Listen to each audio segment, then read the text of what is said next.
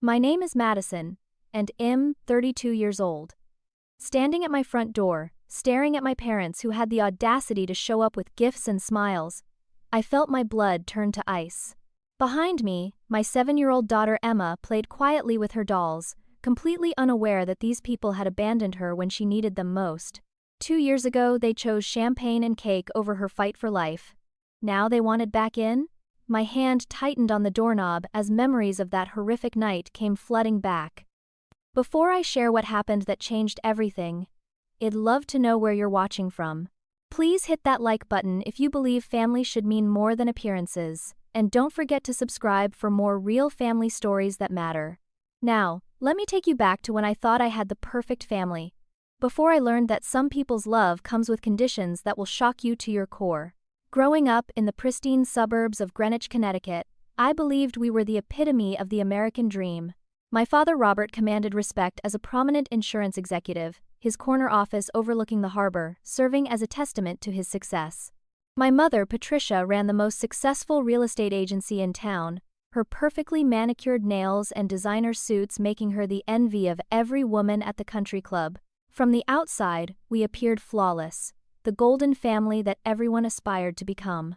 Our colonial home, with its manicured lawn and circular driveway, hosted elaborate dinner parties where Patricia would showcase her entertaining skills. Robert would regale guests with stories of his latest business conquests, while Patricia ensured every detail was perfect, from the crystal stemware to the precisely arranged floral centerpieces. I grew up believing that image was everything, that success was measured by the size of your house and the prestige of your social circle. When I married David, a pediatric nurse with kind eyes and gentle hands, my parents initially seemed thrilled. They praised his dedication to helping children, though I caught the subtle remarks about his modest salary and humble background. David came from a working-class Irish Catholic family in Boston, a stark contrast to our Protestant elite social standing. Patricia would often suggest that I had so much potential and could have done better, but I was deeply in love with David's compassionate heart and genuine character. The birth of our daughter Emma 7 years ago seemed to complete our perfect picture. Patricia immediately transformed into the doting grandmother, posting countless photos on social media with captions like, "My precious grandbaby and grandmother's little angel." She would arrive at our house with expensive outfits for Emma, designer toys that cost more than most families spent on groceries, and elaborate plans for photo sessions that she claimed were for memories but clearly served her social media presence. Robert surprised me with his tenderness toward Emma. This man, who had been emotionally distant throughout my childhood, would spend hours teaching her to fish at the lake behind our house, his patience endless when she tangled the line or scared away the fish with her excited chatter. He bought her a custom pink fishing rod and matching tackle box, declaring that his granddaughter would be the finest angler in Connecticut. These moments gave me hope that perhaps parenthood had softened him in ways that being a father never had.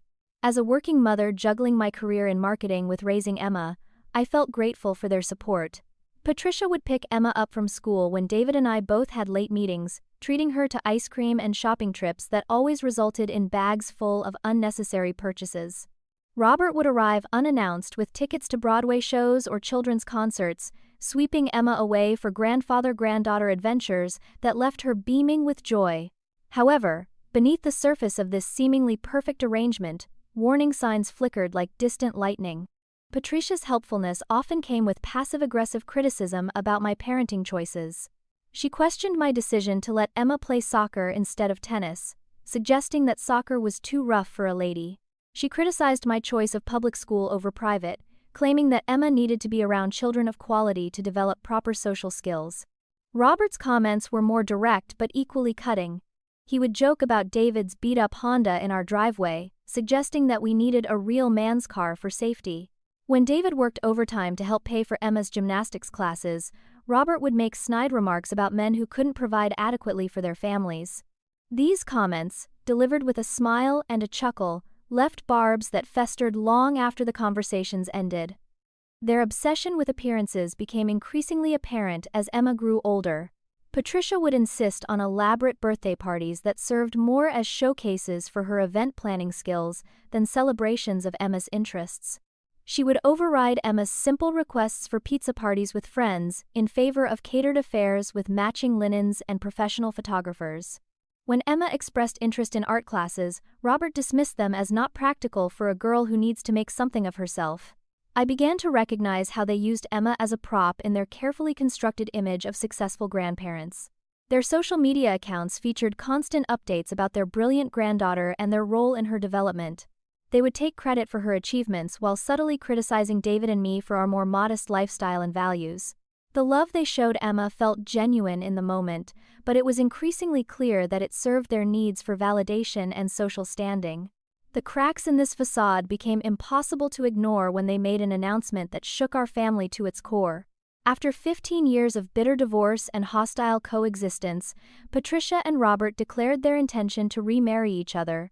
The news hit me like a physical blow, dredging up memories of a childhood torn apart by their toxic relationship and the devastating impact their divorce had on my teenage years. The announcement came during what I thought would be a routine Sunday dinner at Patricia's house. Emma was playing in the garden with her grandmother's ornamental fountain, while David and I sat at the familiar mahogany dining table where I'd endured countless awkward family meals throughout my life. Patricia and Robert exchanged glances across the table, their behavior unusually nervous and conspiratorial. When Patricia finally spoke, her words seemed to come from an alternate universe. "Robert and I have something wonderful to share," she began, her voice trembling with what I initially mistook for excitement. "We've realized that we never stopped loving each other, and we've decided to get married again." The silence that followed was deafening, broken only by the gentle splashing of water from the fountain where Emma played, blissfully unaware that her world was about to shift dramatically. The history of their relationship made this announcement particularly shocking. When I was 17, our family imploded in spectacular fashion when Patricia discovered Robert's affair with his secretary, a cliché so painful that it became the source of endless whispered conversations among our social circle. The divorce proceedings lasted 2 years and resembled a war zone more than a legal process. They fought over every piece of furniture, every investment account, every memory of our family life with a viciousness that left me feeling like collateral damage. For 15 years following their divorce, family gatherings became elaborate exercises in logistics and damage control. I spent holidays shuttling between 2 houses, carefully managing conversations to avoid triggering explosive arguments. Birthday parties for Emma required careful scheduling to prevent overlap, and even then, the tension was so thick that other parents would comment on the uncomfortable atmosphere. Robert would arrive early to avoid Patricia, while Patricia would extend her stays to minimize interaction with Robert. Their mutual hatred had defined my adult life in ways I was only beginning to understand. I chose restaurants based on which parent might frequent them, planned vacation timing to avoid competing invitations, and constantly mediated their passive-aggressive communications about Emma's schedule. The emotional exhaustion of managing their relationship had become such a normal part of my existence that I hardly recognized it as abnormal anymore. Initially, their reconciliation seemed like answered prayers. Perhaps Emma could finally have the unified grandparent presence that other children took for granted. Maybe family holidays could be relaxed celebrations instead of carefully orchestrated truces. The possibility of healing felt too good to be true, and as it turned out, my instincts were correct. The wedding planning began immediately, and with an intensity that should have warned me of what was coming. Patricia threw herself into creating what she called the perfect second-chance wedding, with the fervor of a woman half her age planning her first marriage.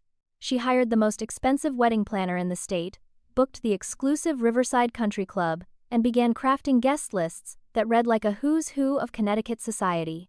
The budget for this second chance quickly escalated to $80,000, a sum that Patricia announced with pride rather than embarrassment. The event would feature imported flowers, a 12-piece orchestra, a 7-course dinner prepared by a James Beard Award-winning chef, and enough champagne to float a yacht. Every detail was planned with military precision and executed with no regard for cost or practicality. As the maid of honor and with Emma serving as flower girl, I found myself increasingly uncomfortable with the elaborate nature of their celebration. When they announced their chosen date, October 15th, my heart sank.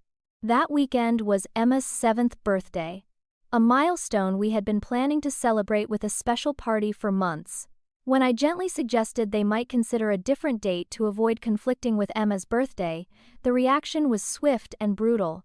Patricia's face transformed from bridal glow to icy fury in seconds. "This is our one chance to do this right," she declared, her voice rising to a pitch that made Emma stop playing and look toward the house with concern.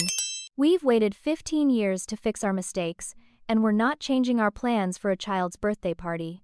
Robert nodded in agreement, adding with casual cruelty, "Emma's birthday can be celebrated another day.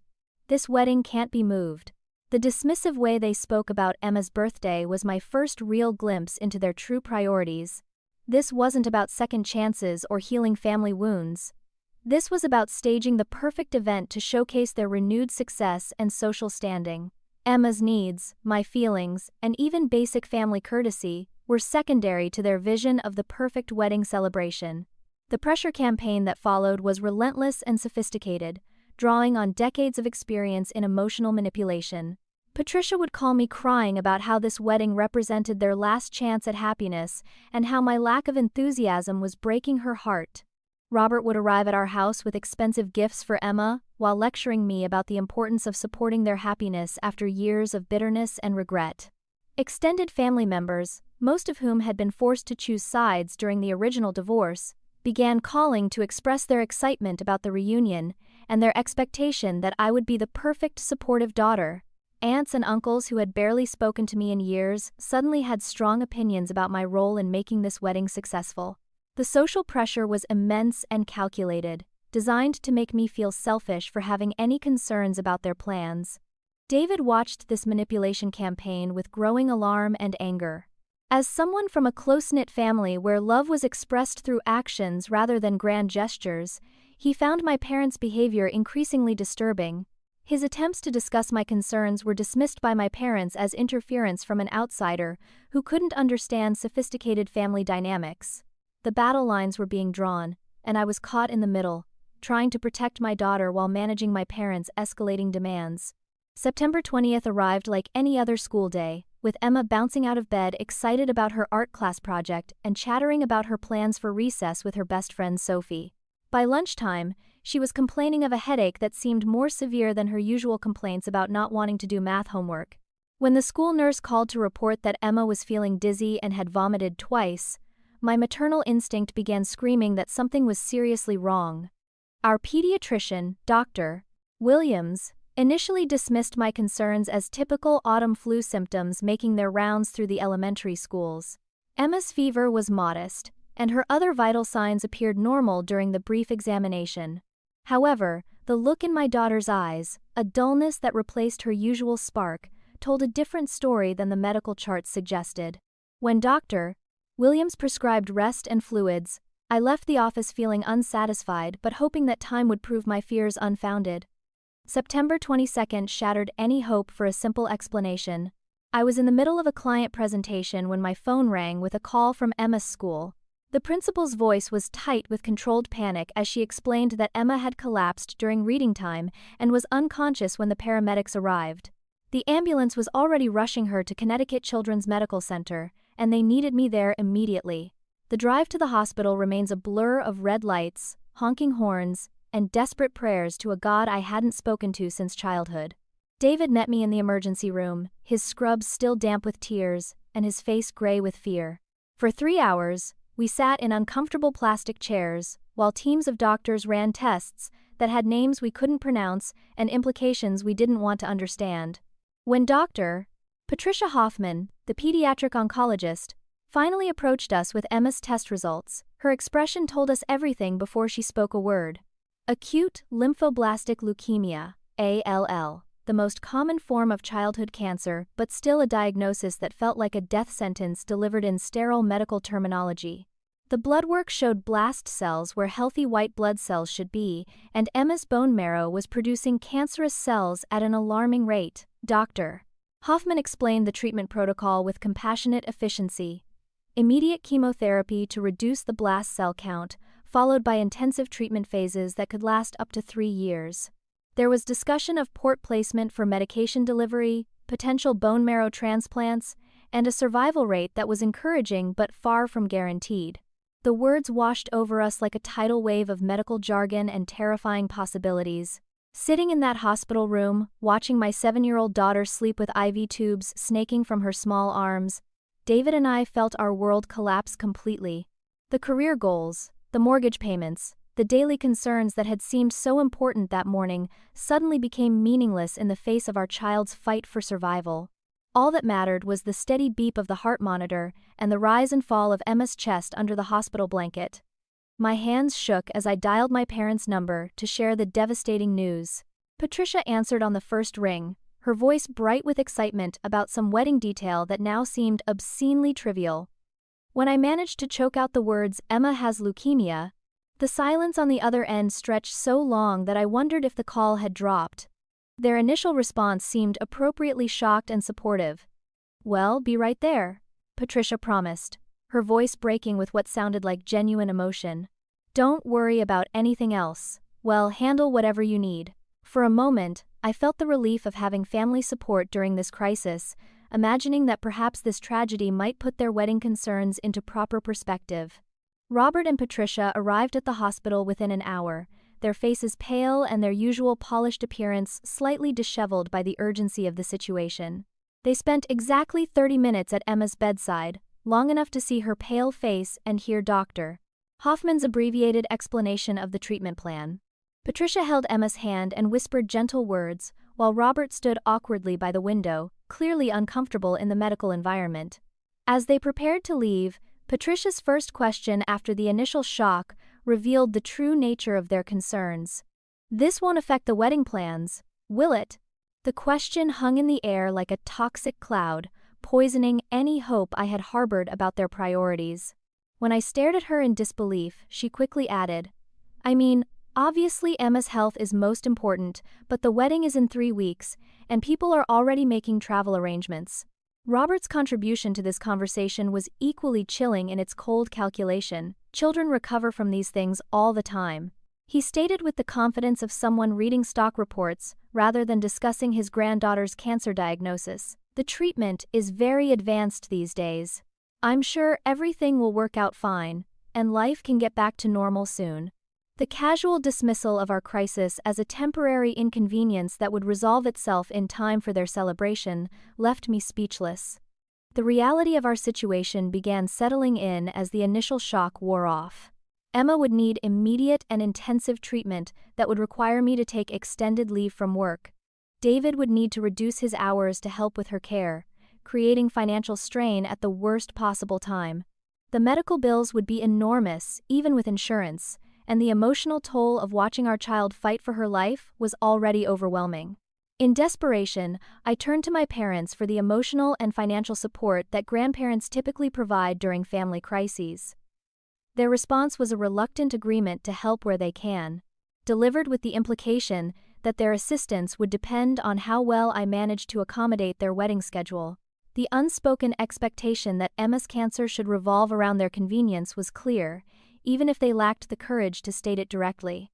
Emma's first chemotherapy session took place 3 days after her diagnosis, in a pediatric oncology ward filled with children whose bravery humbled every adult present. David and I sat beside her bed, holding her hands as the toxic medications that would save her life flowed into her tiny body. My parents were notably absent, their excuse delivered via text message, explaining that the wedding venue required final decisions that couldn't be postponed. As I watched my daughter endure her first treatment with a courage that shamed grown adults, I began to understand that we were truly alone in this fight. The people who should have dropped everything to support us during our darkest hour had instead chosen floral arrangements and seating charts as their priority. The wedding that was supposed to represent healing and second chances was revealing the true character of people I had loved and trusted my entire life. October 1st brought news that transformed our already dire situation into something approaching catastrophic. Dr. Hoffman's morning assessment revealed that Emma's response to the initial chemotherapy was not as robust as hoped, and her white blood cell count remained dangerously elevated. The medical team recommended immediate hospitalization for intensive treatment, including surgery to place a central port for medication delivery, a procedure that would require general anesthesia and carried its own risks for a child already weakened by cancer. The surgery was scheduled for October 14th at 6 in the morning, a date that would require Emma to remain hospitalized for at least 24 hours of post-operative monitoring. Dr. Hoffman emphasized that this was a critical intervention that could not be delayed without compromising Emma's chances for successful treatment. The timing window was narrow, and every day we delayed treatment gave the cancer more opportunity to spread through her fragile system. With trembling hands, I called my parents to explain the urgent change in Emma's treatment plan and the surgery date that would require our complete attention and presence. Patricia answered the phone with her usual cheerful greeting, clearly expecting an update about wedding preparations rather than medical emergencies. When I explained about the surgery and its timing, the silence on the other end of the line was deafening and ominous. "Well?" Patricia finally responded, her voice taking on the icy tone I remembered from childhood arguments. "The rehearsal dinner is October 14th at 7 p.m. The statement hung between us like a challenge, as if the scheduling conflict was somehow my fault rather than a medical emergency beyond anyone's control. There was no expression of concern for Emma's procedure, no acknowledgement of the stress this would cause our family, only the cold fact of their social obligation. Robert's voice came through the speaker when Patricia handed him the phone, his tone carrying the familiar authority he used in business negotiations. "Surely the hospital can reschedule around our wedding weekend," he stated with the confidence of someone accustomed to bending the world to his convenience. "These places deal with scheduling conflicts all the time. Just explain that you have a family commitment that can't be moved." The audacity of suggesting that Emma's life-saving surgery should be rescheduled to accommodate their party left me momentarily speechless. When I managed to explain that cancer treatment doesn't operate on social calendars, that the surgery date was determined by medical necessity rather than convenience, their response revealed the depth of their self-absorption. "Madison, you need to understand something."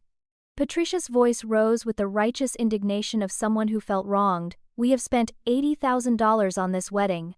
The deposits are non-refundable, the vendor contracts are signed, and 200 guests have made travel arrangements. You cannot seriously expect us to postpone everything because Emma needs a minor procedure." The characterization of port placement surgery as a minor procedure demonstrated such a profound lack of understanding about our situation that I questioned whether they were the same people who had rushed to the hospital just days earlier. Robert's addition to this conversation was equally devastating. "You're the maid of honor, Madison. Your responsibility is to figure out how to make both events work, not to create problems where none exist." Through tears of frustration and disbelief, I attempted to explain that my daughter was fighting for her life, that this wasn't a scheduling inconvenience but a medical emergency that required my complete presence and attention. My pleas for understanding or flexibility were met with accusations of being dramatic and unrealistic about the demands of adult responsibilities. The family meeting that followed 2 days later remains one of the most surreal experiences of my life. Patricia and Robert arrived at our house accompanied by their wedding planner, a severe woman named Catherine, who treated Emma's cancer as a logistical challenge to be solved rather than a human tragedy requiring compassion. They spread charts and schedules across our dining room table, while Emma napped upstairs, her small body exhausted from chemotherapy. Their proposal was both creative and cruel in its complete disregard for our family's needs. "I should leave Emma with David during her surgery and recovery to attend the rehearsal dinner," they suggested, returning to the hospital afterward as if stepping away from my child's bedside during a medical crisis was equivalent to running an errand.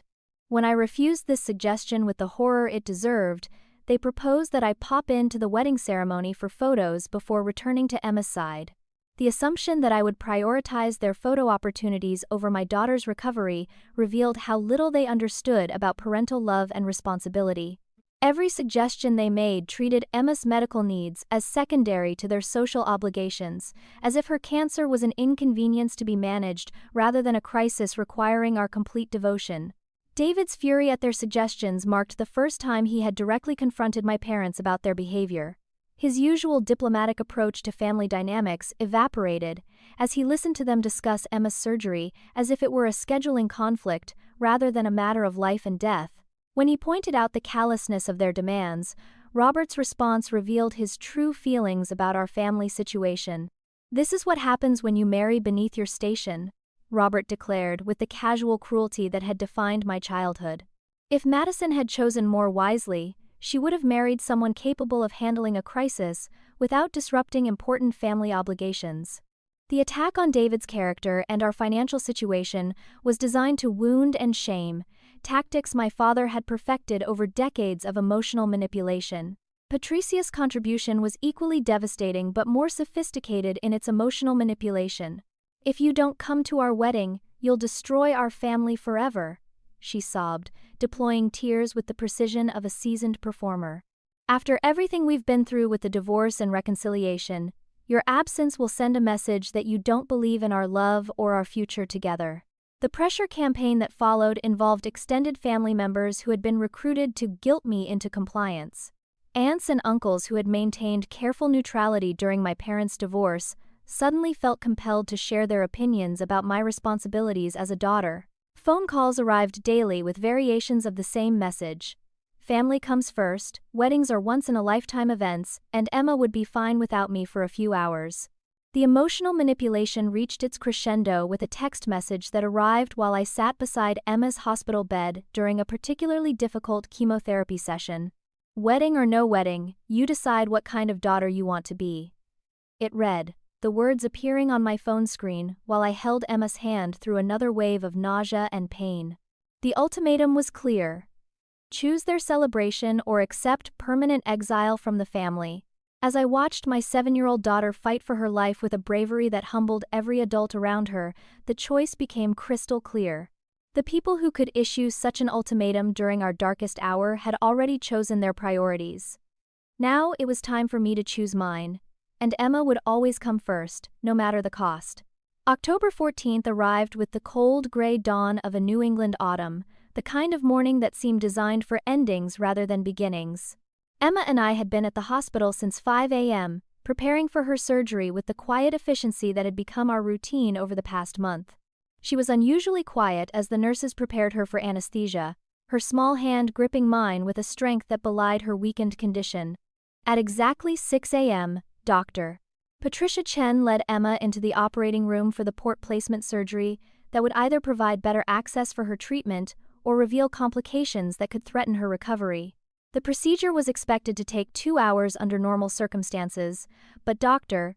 Chen warned us that Emma's compromised immune system could lead to unexpected challenges requiring extended surgical time. By 8 a.m., what should have been a routine procedure had developed dangerous complications. Emma's blood pressure dropped unexpectedly during surgery, requiring emergency intervention from the cardiac team. Her small body, already weakened by weeks of chemotherapy, was struggling to handle the stress of general anesthesia and surgical trauma. David and I spent agonizing hours in the pediatric surgery waiting room, watching the clock and listening for any update from the medical team. The waiting room filled and emptied with other families facing their own medical crises, but none of their situations felt as isolating as ours. Other children had grandparents in the waiting room, extended families providing support and comfort during the endless hours of uncertainty. We sat alone, surrounded by the institutional smell of disinfectant and the quiet desperation of parents whose children's lives hung in the balance. At 2 p.m., with Emma still in surgery and her condition uncertain, my phone rang with a call from Patricia. Her voice was bright with excitement about hair appointments and final wedding preparations, completely disconnected from the medical emergency that was consuming our world. When I managed to interrupt her cheerful chatter to explain that Emma was still in surgery with complications, her response revealed the vast gulf between her priorities and our reality. "Well, that's unfortunate," Patricia said with the tone one might use to discuss a delayed flight or a restaurant being out of one's preferred entree, "but the hair appointments are at 4 p.m., and we can't reschedule without penalty fees." The casual dismissal of our crisis as a minor inconvenience that should not interfere with her beauty schedule demonstrated such breathtaking selfishness that I questioned whether I had ever really known these people at all. The moment I hung up that phone, something fundamental shifted in my understanding of my parents and their capacity for love. The people who had claimed to adore Emma, who had filled their social media accounts with photos of their precious granddaughter, had revealed that their love was conditional on convenience. When forced to choose between genuine support and their own priorities, they had chosen themselves without hesitation or apparent regret. By 6 p.m., as Emma finally emerged from surgery with a successful port placement, but requiring intensive monitoring in the pediatric ICU, my phone began exploding with text messages from relatives asking about my absence from the rehearsal dinner. Photos from the event began appearing on social media, showing my parents celebrating with champagne and elaborate hors d'oeuvres while their granddaughter fought for stability in a hospital bed 30 miles away. The images were particularly cruel in their timing and content. Patricia had posted a photo of herself in her rehearsal dinner dress with the caption, "Missing our maid of honor tonight, but the show must go on." The public nature of this announcement, shared with hundreds of social media followers, transformed our private family crisis into a public relations opportunity for their wedding celebration. Emma woke up from surgery at 8 p.m., her small voice weak and confused as she emerged from the fog of anesthesia. Her first words, whispered through dry lips and a throat raw from the breathing tube, were, "Where are Grandma and Grandpa?" The innocent question hit me like a physical blow, forcing me to explain that they couldn't come because they were at a party, a truth that sounded cruel even when delivered with the gentlest possible phrasing. David's quiet rage as he watched me comfort our suffering child was palpable in the small hospital room. As a pediatric nurse himself, he had witnessed countless family crises and understood the importance of family support during medical emergencies. The absence of Emma's grandparents during her most vulnerable moment was not just personally hurtful, it was a betrayal of the fundamental responsibilities that come with claiming to love a child. At 10 p.m., as we maintained vigil beside Emma's bed while she struggled with post-operative pain and medication side effects, my phone rang with a call from Robert. His voice was clearly affected by alcohol consumed at the rehearsal dinner, and his words were slurred with celebration and champagne. "You're missing a great party," he declared with the jovial tone of someone who had forgotten entirely about his granddaughter's surgery. The conversation that followed could be heard throughout the pediatric ICU, my voice rising with each word as months of suppressed anger and disappointment finally erupted. Other parents in the unit looked up from their own vigils, their faces reflecting shock at the grandfather who was calling from a party while his granddaughter recovered from surgery. The scene was so disturbing that one of the nurses quietly offered to have security remove the disruptive call. October 15th dawned as Patricia and Robert's wedding day. But for our family, it brought new medical crises that demanded our complete attention. Emma developed a high fever during the night, triggering concerns about infection at the surgical site. Dr. Chen ordered emergency blood work and cultures while Emma endured additional procedures to rule out complications that could prove life-threatening. As my parents exchanged vows at the exclusive Riverside Country Club, surrounded by 200 guests and photographer capturing every moment, I sat in a sterile hospital room watching my daughter's blood being drawn for tests that would determine whether her body was fighting infection or experiencing rejection of her port placement. The contrast between their celebration and our crisis could not have been more stark or revealing.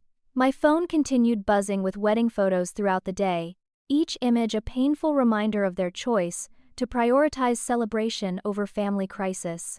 The wedding party group photo, posted on Facebook with the caption, "Perfect day for a perfect family," was particularly cruel, as it excluded the granddaughter who was fighting for her life while they posed for pictures. The lies they told about our absence spread through the extended family like a virus, carried by relatives who preferred their version of events to the uncomfortable truth of a child's medical emergency. My cousin Sarah texted me with reports that Patricia was telling guests that Emma was just fine and that I had chosen not to attend out of spite and selfishness. Patricia's wedding night voicemail, left while she was clearly intoxicated from celebration, revealed the true depths of their resentment about my absence. Her words were slurred but venomous, blaming me for ruining the happiest day of their lives and threatening permanent estrangement if I didn't apologize for my selfish behavior. The message played in the quiet hospital room while Emma slept fitfully, her small body fighting both cancer and surgical recovery. That night, as David held my hand in the uncomfortable hospital chair that had become my second home, he made the decision that I was too emotionally exhausted to make myself. He blocked both of my parents' phone numbers from our devices, creating a protective barrier between our family and the toxic demands that had nearly destroyed us during our darkest hour. The decision felt like both a relief and a death, the end of relationships that had defined my entire life, but had ultimately proved hollow when tested by genuine crisis. As I watched Emma sleep under the harsh fluorescent lights of the pediatric ICU, surrounded by machines monitoring her vital signs and medications flowing through the port that had nearly killed her to install, I knew that we had chosen correctly. These people would never see Emma again, because love that disappears during crisis was never really love at all. The weeks following Patricia and Robert's wedding felt like navigating through the wreckage of an earthquake that had fundamentally altered the landscape of our lives. Emma's recovery from surgery was slower than expected, requiring additional hospital stays and medication adjustments that kept our world confined to the sterile corridors and beeping machines of the pediatric cancer ward. While she fought to regain her strength, David and I discovered the true cost of standing up to my parents during our family's greatest crisis. The extended family's abandonment was swift and complete, orchestrated by Patricia and Robert's masterful manipulation of the narrative surrounding our absence from their wedding. Thanksgiving invitations that had arrived automatically for years were notably absent, replaced by a cold message from my Aunt Caroline stating that until Madison apologizes for her inexcusable behavior, she and her family are not welcome at family gatherings. Christmas presented an even more dramatic demonstration of their cruelty and control. Expensive gifts for Emma that had been purchased and wrapped before her diagnosis were sent back to our house unopened, accompanied by a note explaining that gifts are for family members who honor their commitments. The returned packages sat in our hallway like monuments to conditional love, their bright wrapping paper and cheerful bows a mockery of the holiday spirit they were meant to represent. The financial devastation of Emma's treatment, combined with the complete absence of family support, created pressures that tested every aspect of our marriage and our resolve. Medical bills arrived daily, their amounts so staggering that they seemed like abstract numbers rather than real debts. Even with insurance coverage, the co-pays for chemotherapy, hospital stays, specialist consultations, and emergency procedures quickly exhausted our savings and pushed us toward bankruptcy. My work situation deteriorated rapidly as Emma's treatment demands required extended absences and frequent emergency departures when her condition changed. The understanding that my employer had initially shown began to wear thin as weeks turned to months, and my productivity suffered from the constant stress and sleep deprivation. The marketing campaigns that had once seemed important now felt trivial compared to Emma's fight for survival, making it difficult to summon enthusiasm for projects that paled in comparison to life and death decisions. David demonstrated heroic dedication by picking up extra shifts whenever Emma's schedule allowed, working double time at the hospital while maintaining his role as her primary caregiver during treatment sessions. The exhaustion etched lines around his eyes and gray streaks through his hair, but his commitment never wavered. He became expert at managing Emma's medications, recognizing the warning signs of complications, and providing the emotional support that kept our family functioning during the darkest periods. In contrast to the abandonment by my blood relatives, an unexpected community of support emerged from the most unlikely places. Our neighbors, many of whom we had known only in passing, organized meal trains and babysitting schedules that allowed us to focus on Emma's care without worrying about daily survival needs. The suburban neighborhood that had seemed so focused on maintaining perfect lawns and property values revealed itself to be populated by genuinely caring people who understood that children's lives mattered more than social obligations. Emma's school community rallied around our family with a generosity that humbled us daily. Teachers created lesson plans that Emma could complete from her hospital bed, ensuring that her education continued despite frequent absences. Her classmates made cards and videos that became bright spots during the darkest days of her treatment. The principal, Mrs. Rodriguez, personally delivered homework assignments and provided updates that made Emma feel connected to her normal life, even when she was too sick to attend classes. David's family, who had always been warm but somewhat distant due to geographical and cultural differences, stepped up to fill the grandparent void with a dedication that shamed my blood relatives. His mother Mary traveled from Boston every weekend to help with household tasks and provide Emma with the unconditional love that grandparents should offer. His father Patrick used his connections in the construction industry to organize volunteer teams that maintained our house and yard when we were too overwhelmed to handle basic maintenance. The contrast between David's working-class Irish Catholic family and my wealthy Protestant parents could not have been more stark. While my parents counted the cost of their support in terms of social convenience and wedding schedules, David's family measured their love in hours of service and genuine sacrifice. They had far less money to offer, but gave infinitely more of what actually mattered during our crisis. The social media campaign that my parents continued throughout Emma's treatment was particularly painful to witness. Their Facebook and Instagram accounts featured constant updates about their perfect retirement lifestyle, elaborate vacations, and social events, with no mention of their missing granddaughter or her fight against cancer. Friends who followed their accounts and knew about Emma's diagnosis began asking uncomfortable questions about the grandparents who seemed to have forgotten their sick grandchild. The family lawyer's call in January brought a new level of stress to our already overwhelming situation. My parents had consulted an attorney about pursuing grandparents' rights, claiming that my unreasonable behavior was preventing them from maintaining a relationship with Emma. The threat of legal action during a child's cancer treatment demonstrated such breathtaking cruelty that even their attorney seemed uncomfortable with the case they were asking him to pursue. The terror of potential court-mandated visitation kept me awake nights, imagining Emma being forced to spend time with people who had abandoned her during her greatest need. The thought of these toxic individuals regaining access to my vulnerable child through legal manipulation felt like a continuation of the abuse they had inflicted throughout my life, now extended to the next generation. Emma's innocent questions about why her grandparents didn't visit anymore required careful navigation between honesty and age-appropriate explanation. I found myself explaining that some people only love others when it's convenient for them, that real love means being present during difficult times, not just fun occasions. These conversations were heartbreaking but necessary, as Emma needed to understand that their absence was about their character, not her worth. The therapy sessions that Emma required to process the abandonment by her grandparents revealed the depth of psychological damage their behavior had caused. Dr. Susan Martinez, a child psychologist who specialized in trauma related to serious illness, explained that children who lose family support during medical crises often develop lasting trust issues and attachment problems. The work of helping Emma understand that she was lovable and worthy of consistent care would take years to complete. My own therapy journey began as a necessity for survival but evolved into a profound exploration of patterns that had defined my entire life. Dr. Jennifer Walsh helped me recognize that my parents' conditional love had shaped my people-pleasing tendencies and my willingness to accept treatment that no healthy person should tolerate.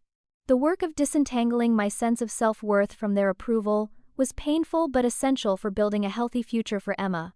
The recognition of generational patterns was particularly disturbing. My childhood memories, previously viewed through the lens of gratitude for material privilege, began to reveal themselves as examples of emotional manipulation and conditional affection. The lavish gifts and elaborate celebrations had always come with strings attached, expectations that love was something to be earned through compliance rather than given freely through genuine connection. Building new traditions and support systems without toxic family influence became an act of creation and healing. Emma's birthday parties became genuine celebrations of her life and recovery, attended by people who truly cared about her well-being, rather than photo opportunities and social media content. The holidays we created were smaller but infinitely more meaningful, focused on gratitude and connection rather than elaborate displays of wealth and status. The strength I discovered during this period surprised everyone, especially myself. The people-pleasing daughter who had spent 32 years trying to earn conditional love had been replaced by a fierce mother who would protect her child at any cost. The transformation was not easy or comfortable, but it was necessary and ultimately liberating in ways I could never have imagined. As Emma's treatment progressed and her prognosis improved, the peace that came from eliminating toxic relationships became increasingly apparent. Our home became a sanctuary of genuine love and support, rather than a staging area for managing other people's emotional demands. The constant stress of maintaining relationships with people who brought more drama than support was replaced by the calm that comes from surrounding ourselves with individuals who truly cared about our well-being. The celebration of Emma's successful completion of treatment on a sunny June morning 2 years after her diagnosis felt like emerging from a long, dark tunnel into brilliant sunshine. Dr.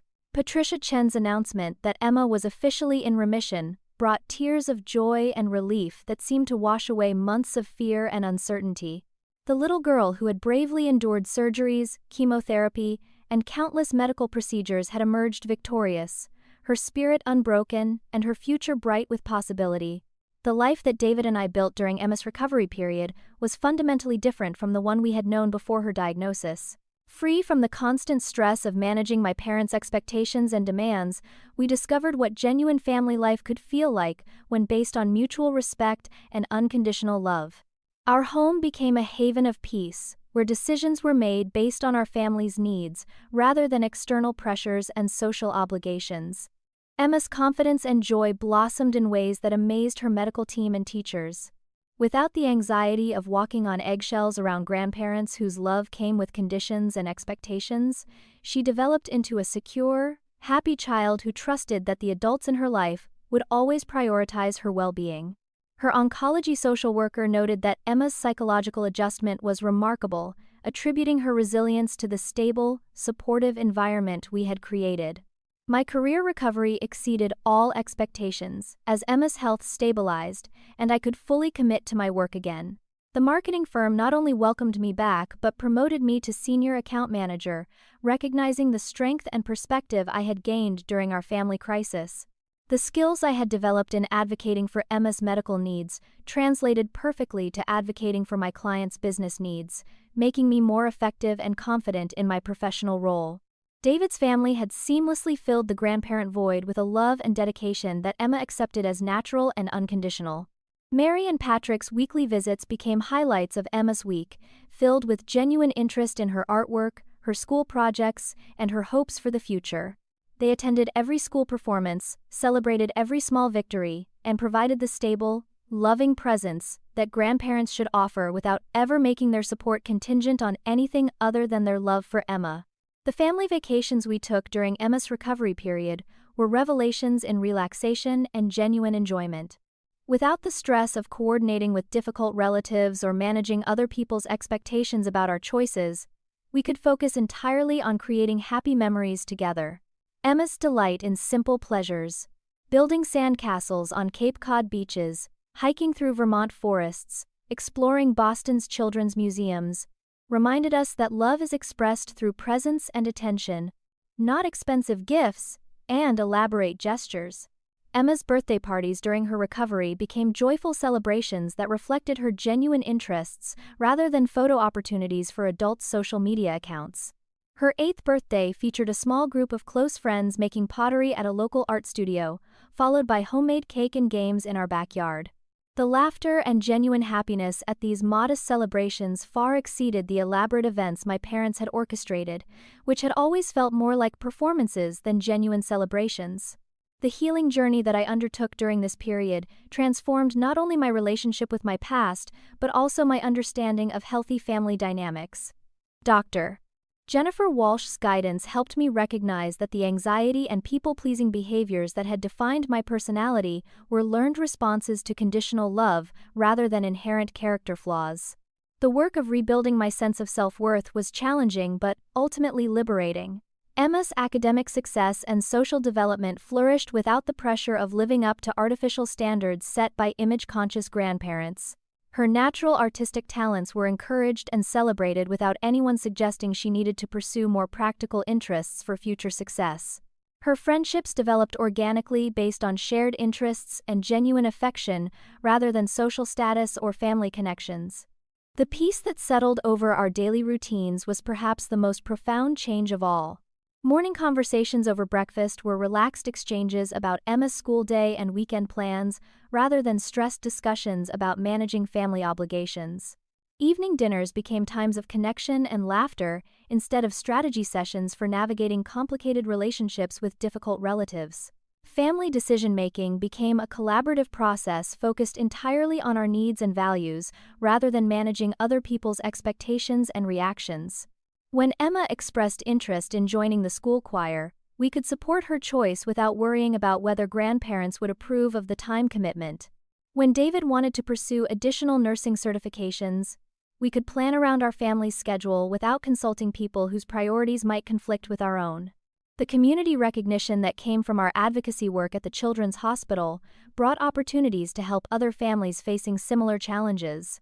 My experience in navigating both medical crises and family abandonment made me a valuable resource for parents dealing with toxic relationships during their children's illnesses. The work was emotionally demanding but deeply meaningful, turning our painful experience into a source of help and hope for others. Building wealth and financial stability through our own hard work, without the complicated strings that came with my parents' financial support, brought a sense of pride and security we had never experienced. Every dollar earned was ours to spend according to our values and priorities, without worry about judgment or expectations from people who measured worth in terms of social status and material possessions. Emma's resilience and wisdom, developed through her medical journey and our family's transformation, made her a source of inspiration for adults and children alike. Her ability to articulate the difference between real love and conditional affection was remarkable for a child her age, and her insights often helped other children in similar situations understand that abandonment by toxic relatives was not their fault. The network of families we had met during Emma's treatment became our chosen family, bound together by shared experiences and mutual support rather than biological connections or social obligations. These relationships were based on genuine care and respect, creating the kind of community that I had always imagined family should provide, but had never actually experienced with my blood relatives. As Emma's 9th birthday approached, we began planning a celebration that would honor how far we had all come in our journey toward health and happiness. The guest list was small but precious. People who had loved and supported Emma through her darkest days and continued to celebrate her victories with genuine joy. The security of knowing that everyone present truly cared about Emma's well-being made planning effortless and joyful. The doorbell's chime on that peaceful Saturday morning in late September cut through our weekend routine like a discordant note in a symphony. Emma was sprawled on the living room floor, carefully arranging her art supplies for a watercolor project she had been planning all week, while David made pancakes in the kitchen and I sorted through Emma's school clothes for the upcoming week. The sound was so unexpected and intrusive that all three of us froze, listening for whatever had disturbed our quiet family time. When I opened the front door, the sight that greeted me required several moments of processing before my brain could accept the reality of what I was seeing. Patricia and Robert stood on my porch, their faces carefully arranged in expressions of hopeful expectation, their arms laden with expensive gift bags and elaborate flower arrangements. They had aged noticeably in the 2 years since our last encounter, Patricia's carefully maintained appearance showing signs of stress despite her best efforts, and Robert's usual commanding presence diminished by an uncomfortable uncertainty. Their appearance was clearly calculated for maximum emotional impact. Patricia wore a soft lavender sweater that she knew was my favorite color, her hair styled in the gentle waves she had favored during my childhood when she was trying to win me over after particularly harsh discipline. Robert carried what appeared to be Emma's favorite type of flowers, white roses mixed with pink carnations, arranged in an elaborate bouquet that must have cost hundreds of dollars at the exclusive florist they had always favored. The expensive gift bags bore the logos of stores that sold the kind of toys and clothes Patricia had always used to demonstrate her love for Emma. Even from a distance, I could see the outlines of what appeared to be art supplies, books, and the type of elaborate dolls that Emma had once treasured but had long since outgrown in favor of more sophisticated interests that my parents knew nothing about. "Madison, sweetheart," Patricia began, her voice carrying the carefully modulated tone she had always used when trying to manipulate me into compliance. "We've come to see our granddaughter. We know it's been too long, and we want to make things right." The presumption inherent in her words, that they could simply decide to resume a relationship they had destroyed through their own choices, was breathtaking in its audacity and self-centeredness.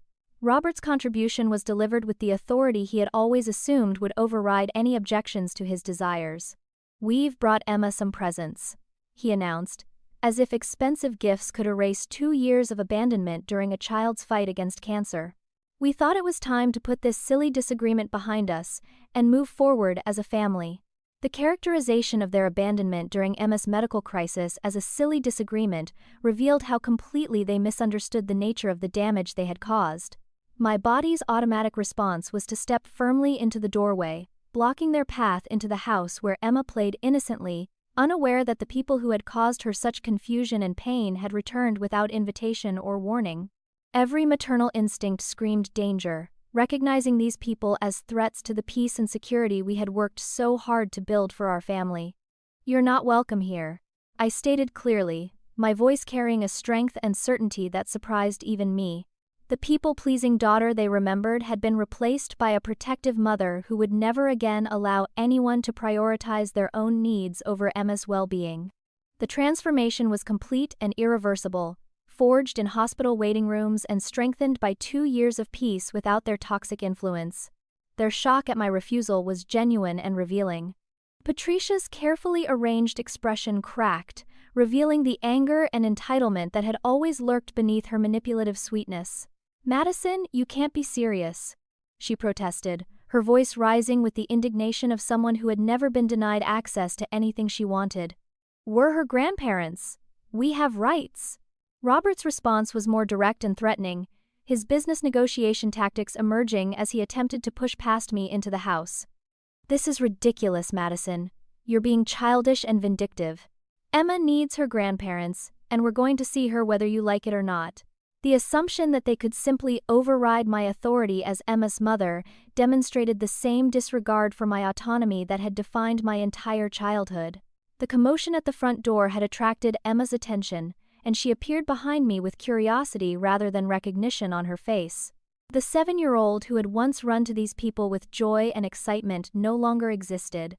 In her place stood a 9-year-old who had learned the difference between real love and conditional affection, whose security came from knowing that the adults in her life would always protect her rather than use her for their own purposes.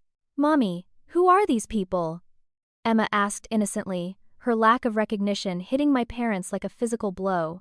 2 years might not seem like a long time to adults, but in a child's life, it represented entire developmental stages and fundamental changes in understanding and perspective.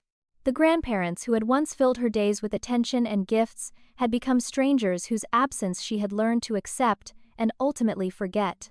Patricia's attempt to reconnect was desperate and heartbreaking in its futility. "Emma, sweetie, it's Grandma," she called out, her voice breaking with emotion that seemed genuine but came too late to matter. "We've missed you so much, and we've brought you beautiful presents." The assumption that gifts could bridge the gap created by abandonment revealed how little she understood about the nature of relationships with children. Emma's response was to step closer to me, seeking the protection and security that had become her natural response to uncomfortable situations. Her confusion was evident as she studied these people who claimed to know her, but felt foreign and intrusive. "I don't know them," she whispered, her words carrying the innocent honesty that cut through all pretense and manipulation. The neighbors had begun to notice the commotion, and I could see Mrs. Patterson from next door standing in her garden with obvious concern about the raised voices and aggressive body language of my unexpected visitors. The community that had supported us through Emma's medical crisis was still protective and alert, ready to intervene if our family's peace was threatened by people who had no right to disrupt our lives. David's arrival home from his Saturday morning run was perfectly timed, his immediate assessment of the situation leading to his taking a protective stance beside Emma and me. His presence provided additional security and support, reminding my parents that their manipulation tactics would have to overcome both of us, rather than just the daughter they had always been able to control through guilt and emotional blackmail. The united front that David and I presented was clearly not what my parents had expected. They had assumed that time would have softened my resolve, and that their sudden appearance would be met with the forgiveness they felt entitled to receive. The reality of facing 2 adults who were committed to protecting Emma's well-being above all other considerations was clearly more challenging than they had anticipated. "We have rights," Patricia declared with increasing desperation, her voice carrying across the neighborhood as her carefully planned reconciliation attempt collapsed. "We're her biological grandparents, and you cannot legally prevent us from seeing her." The threat of legal action was delivered with the confidence of people who had always been able to use wealth and social standing to get their way. "You had a choice 2 years ago," I replied calmly, my voice steady despite the emotional turmoil their presence had created. "You chose your wedding over Emma's life. You made your priorities clear when she needed you most. Those choices have consequences that you don't get to undo just because you've decided you want things to be different now." The revelation that Emma had not only survived but thrived without their presence was clearly difficult for them to accept. Their assumption that she would be damaged by their absence, that their love was essential to her development and happiness, had been proven false by a child who had learned to find security and joy in relationships based on genuine care rather than conditional affection. Their final demand was delivered with the desperation of people who had never learned to accept that actions have permanent consequences. "We demand to see our granddaughter," Robert announced, as if volume and authority could override the reality that they had forfeited their right to access our family through their own choices. "This is not over. Well, be back with lawyers if necessary." As they retreated to their expensive car, their threats and promises to return echoing across our peaceful neighborhood, I felt nothing but relief and confirmation that we had made the right choice in protecting Emma from their toxic influence. The door that closed behind them was not just a barrier to our home. It was a symbol of the boundary we had established between our healthy family and the people who had proven themselves incapable of love without conditions. The sound of the door closing behind my parents felt like the end of a chapter that had taken too long to write, the final punctuation mark on a relationship that had died 2 years earlier during Emma's greatest need. As I turned the deadbolt with hands that trembled slightly from adrenaline, I found Emma looking up at me with the kind of wise, questioning expression that children develop when they sense that adult conversations carry weight beyond their understanding. "Mommy, why were those people upset?" she asked with the innocent directness that had become her trademark. Her head tilted slightly as she processed the strange encounter with strangers who claimed to know her, but felt wrong in ways she couldn't articulate. "They said they were my grandparents, but Grandma Mary and Grandpa Patrick are my grandparents." Those people felt scary. The conversation that followed was one of the most important of Emma's young life, and I chose my words carefully to help her understand complex adult concepts in ways that would protect her sense of security while teaching her valuable lessons about relationships and boundaries. "Sometimes people claim to love us, but they only love us when it's easy and convenient for them," I explained, sitting beside her on our comfortable couch while David joined us, his presence providing additional stability and support. "Real love means being there when someone is sick or scared or needs help," I continued, watching Emma's face as she absorbed this fundamental truth about human relationships. "When you were in the hospital, those people chose to go to a party instead of staying with you. That showed us that their love had conditions attached to it, and real love never has conditions." Emma's response demonstrated the wisdom she had developed through her medical journey and our family's transformation. "Like how you and Daddy stayed with me every day when I was sick," she observed, her voice carrying the certainty of a child who had learned to recognize genuine commitment and care. "And how Grandma Mary and Grandpa Patrick come every week even when it's not a special day. That's real love." David's embrace encompassed both of us, as we reinforced the security and stability that had become Emma's foundation. The pride in his eyes reflected not just his admiration for how Emma had processed this difficult encounter, but also his recognition of how far I had come in protecting our family from toxic influences. The people-pleasing daughter who had once prioritized others' comfort over her own family's well-being had been replaced by a fierce mother who would never compromise her child's safety for anyone's convenience. The family meeting we held that evening, complete with Emma's favorite dinner and ice cream dessert, served multiple purposes: processing what had happened, reinforcing our family's security measures, and celebrating our continued strength as a unit. We discussed the importance of telling trusted adults when strangers approached her, reviewed our safety protocols for unexpected visitors, and assured Emma that our love for her was permanent and unconditional. Emma's observation during this discussion revealed her remarkable emotional intelligence and understanding of healthy relationships. "They don't feel like family," she stated matter-of-factly, while carefully arranging sprinkles on her ice cream. "Family feels safe and warm, like when we're all together watching movies, or when Grandma Mary teaches me to knit. Those people felt cold and demanding, like they wanted something from me instead of wanting to give me something." The consultation with our family attorney the following week provided both legal protection and peace of mind regarding any potential future harassment. The documentation we had maintained of my parents' abandonment during Emma's medical crisis, combined with their threats and aggressive behavior at our home, provided strong grounds for restraining orders if their attempts to force contact continued. Emma's continued therapy sessions with Dr. Martinez helped her process the unexpected reappearance of people from her past and reinforced her understanding that their abandonment had nothing to do with her worth or lovability. The work we had done over the past 2 years to build her self-esteem and security was evident in how quickly she bounced back from this unsettling encounter, her resilience a testament to the healing power of consistent, unconditional love. The community's response to news of my parents' attempted return was overwhelmingly supportive, with neighbors and friends expressing both outrage at their audacity and admiration for our firm boundaries. Mrs. Patterson made a point of telling us that she had been prepared to call the police if the situation had escalated, and other neighbors shared similar stories of family members who had learned the hard way that love without commitment was no love at all.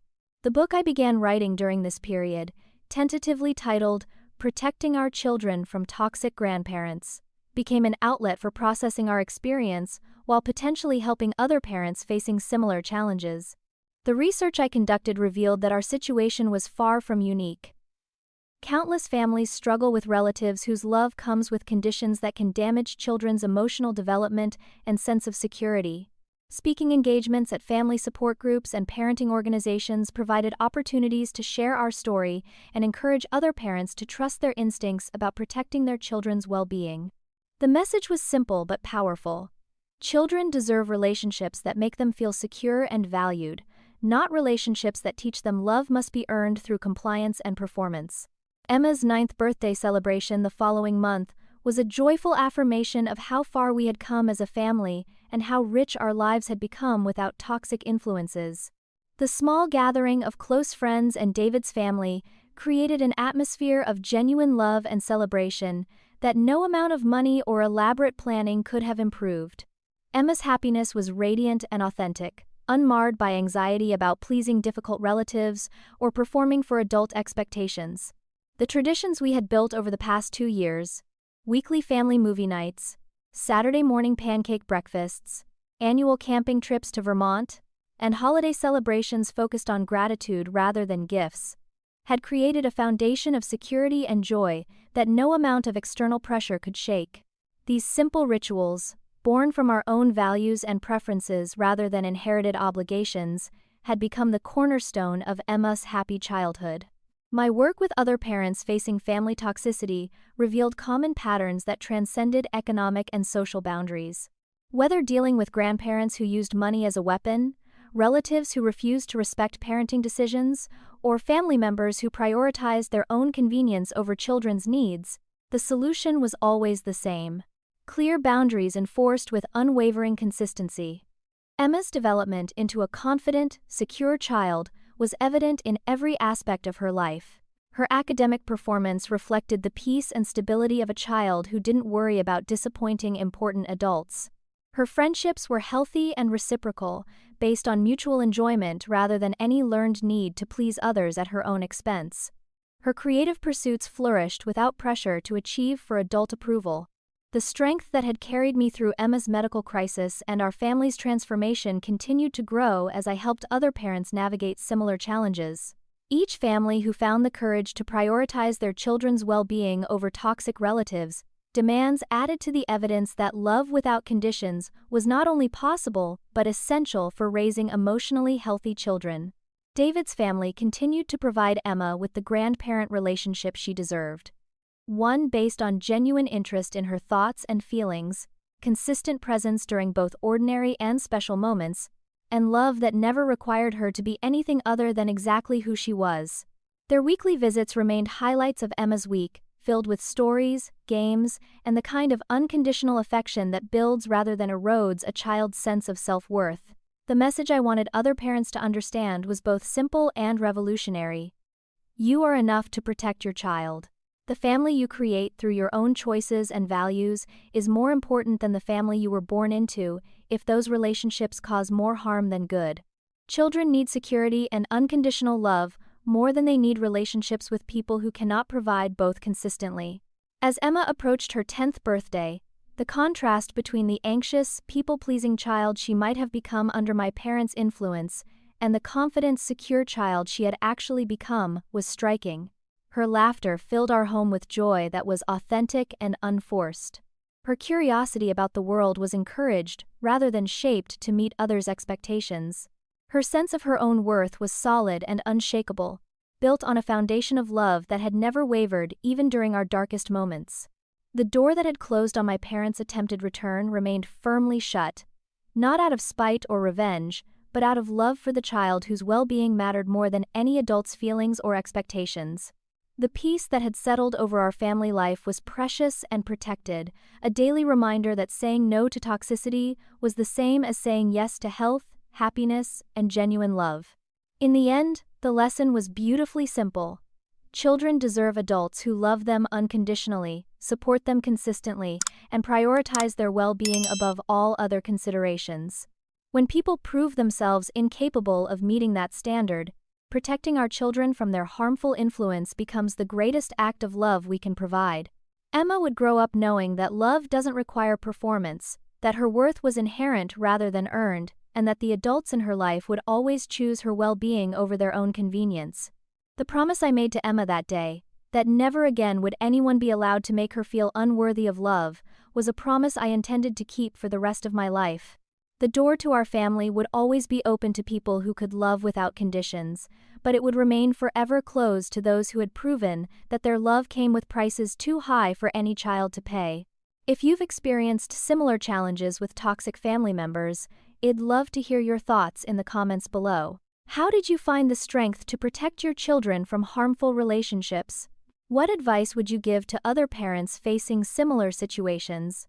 Please hit that like button if this story resonated with you, subscribe for more real family stories that matter, and share this video with anyone who might need to hear that they're not alone in choosing their children's well-being over family expectations. Thank you for listening to our story, and may you find the courage to always choose love over obligation, health over tradition, and your children's well-being over anyone else's expectations. Your family's peace and happiness are worth protecting at any cost.